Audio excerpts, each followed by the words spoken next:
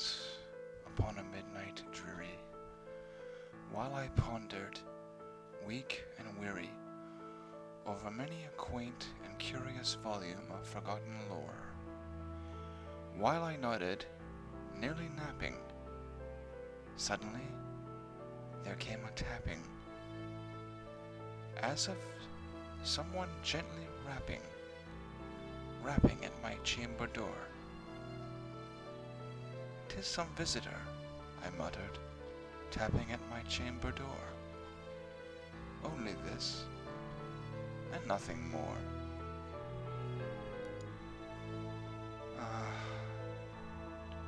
Distinctly I remember, it was in the bleak December, and each separate dying ember wrought its ghost upon the floor.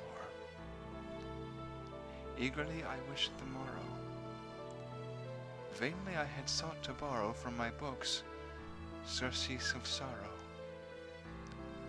Sorrow for the lost Lenore,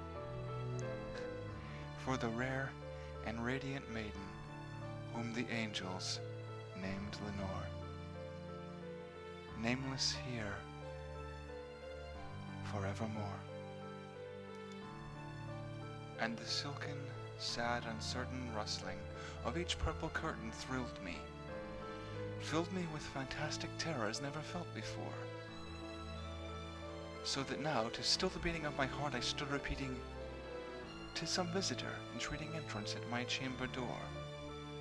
Some late visitor entreating entrance at my chamber door.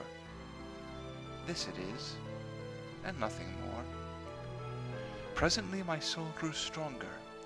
Hesitating then no longer, "Sir," said I, "or madam, truly your forgiveness I implore, but the fact is, I was napping, and so gently you came rapping, and so faintly you came tapping at my chamber door, that I scarce was sure I heard you. Here, I opened wide the door. Darkness there, and nothing more." Deep into that darkness peering, long I stood there, wondering, fearing, doubting, dreaming dreams no mortal ever dared to dream before. But the silence was unbroken, and the darkness gave no token, and the only word there spoken was the whispered word, "Lenore." This I whispered, and an echo murmured back the word, "Lenore." Merely this, and nothing more. Back into the chamber turning, all my soul within me burning. Soon again I heard a tapping, somewhat louder than before. "Surely," said I, "surely that is something at my window lattice. Let me see then what thereat is, and this mystery explore. Let my heart be still a moment, and this mystery explore. 'Tis the wind, and nothing more." Open here I flung the shutter, when, with many a flirt and flutter, in there stepped a stately raven, of the saintly days of yore. Not the least obeisance made he, not a minute stopped or stayed he, but with mien of lord or lady, perched above my chamber door, perched upon a bust of Pallas, just above my chamber door. Perched and sat, and nothing more. Then this ebony bird beguiling my sad fancy into smiling, by the grave and stern decorum of the countenance it wore. "Though thy crest be shorn and shaven, thou," I said, "art sure no craven. Ghastly grim, an ancient raven, wandering from the nightly shore, tell me what thy lordly name is on the night's Plutonian shore." Quoth the raven, "Nevermore." Much I marveled this ungainly fowl, to hear discourse so plainly, though its answer little meaning, little relevance he bore, for we cannot help agreeing that no living human being ever yet was blessed with seeing bird above his chamber door, bird or beast above the sculptured bust above his chamber door, with such name as Nevermore. But the raven, sitting lonely on the placid bust, spoke only that one word, as if his soul in that one word he did outpour.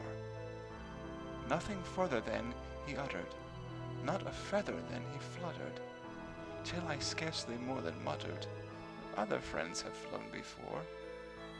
On the morrow he will leave me, as my hopes have flown before. Then the bird said, Nevermore.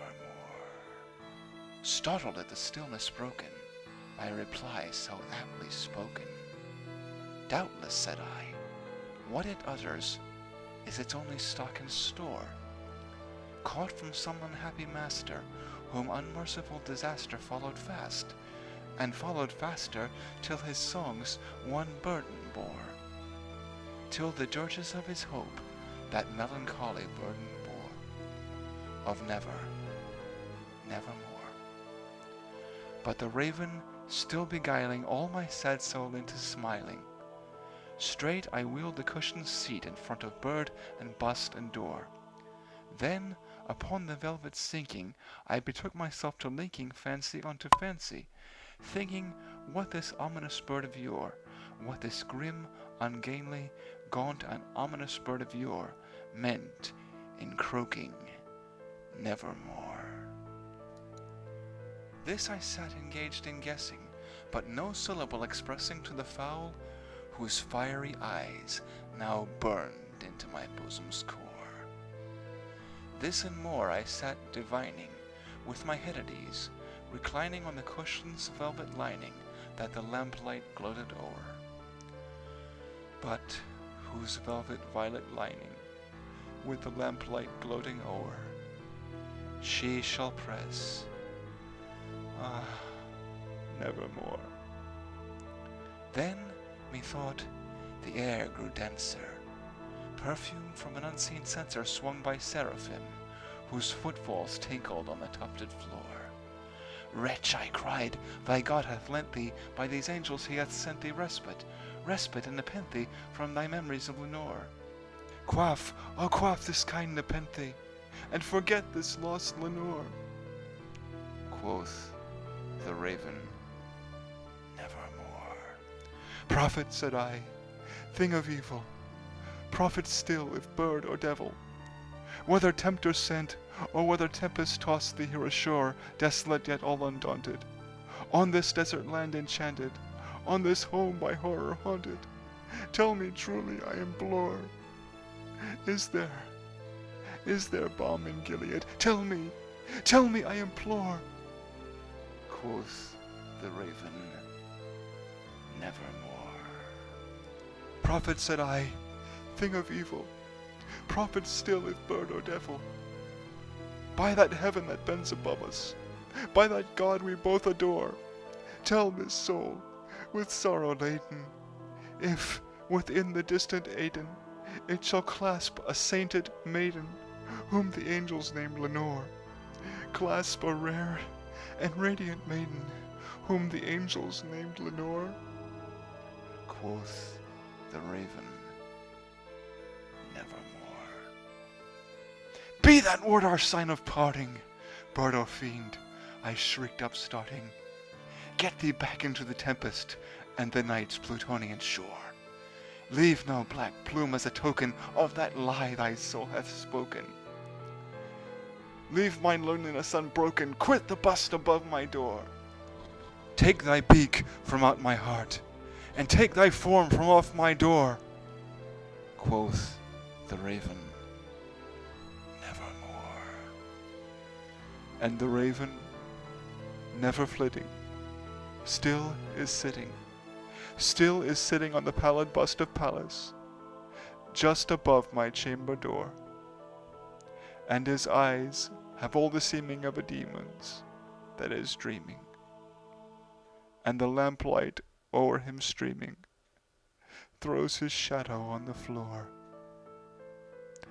and my soul, from out that shadow that lies floating on the floor, shall be lifted nevermore.